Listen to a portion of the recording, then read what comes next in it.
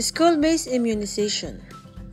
Inulunsad ng DepEd DOH ang bakunang eskwela para buhayin ang school-based immunization laban para maiwasan ang mga sakit. Ang kampanyang Bakuna Eskwela ay linulunsad sa mga pampublikong paaralan sa iba't ibang lalawigan ngayon, Oktubre hanggang Nobyembre 2024, pagkatapos ng 4 na taong suspension dahil sa pandemya ng COVID-19. Ano nga ba ang school-based immunization?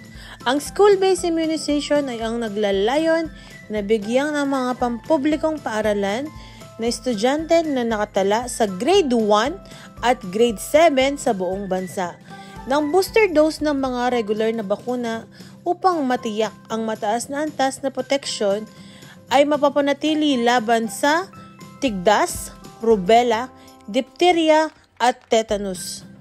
Kasama din sa school-based immunization natin ngayon ang mga grade 4 female student edad 9 to 14 estudyante para sa kanilang human papilloma virus injection.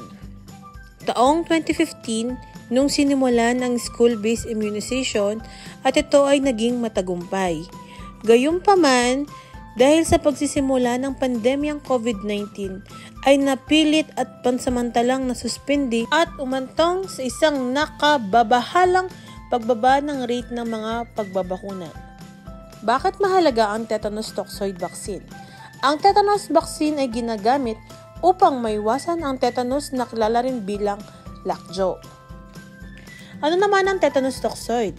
Ito ay isang malubhang karamdaman na nagdudulot ng mga konvulsyon, mga seizure at matitinding pamumulikat ng kalamnan na maaari maging sapat para maging malakas upang maging sanhi ng pagkabali ng mga buto ng gulugod. Ang tetanus toxoid ay nagdudulot ng kamatayan sa mga 30 hanggang 14% ng kaso. Ano naman ang kahalagahan ng diphtheria vaccine? Ang bakuna sa diphtheria ay nagproprotekta ng mga bata at matatanda mula sa isang sakit na tinatawag na diphtheria. Ang diphtheria ay isang bacterial infection na nagdudulot ng matinding pamamaga. Maaari itong humantong sa pulmonya, lung failure, paralysis at maging kamatayan. Bakit naman isinasagawa ang kampanya sa pagbabakuna ng measles rubella? Ang kampanya sa pagbabakuna ay sinasagawa upang maproteksyonan ang mga bata laban sa tigdas, rubella na may malubhang nakakahawa na sakit na viral. Para saan naman ang HPV? Ang bakuna ng HPV ay nagproprotekta laban sa genital warts na karamihan sa kaso ng cervical cancer.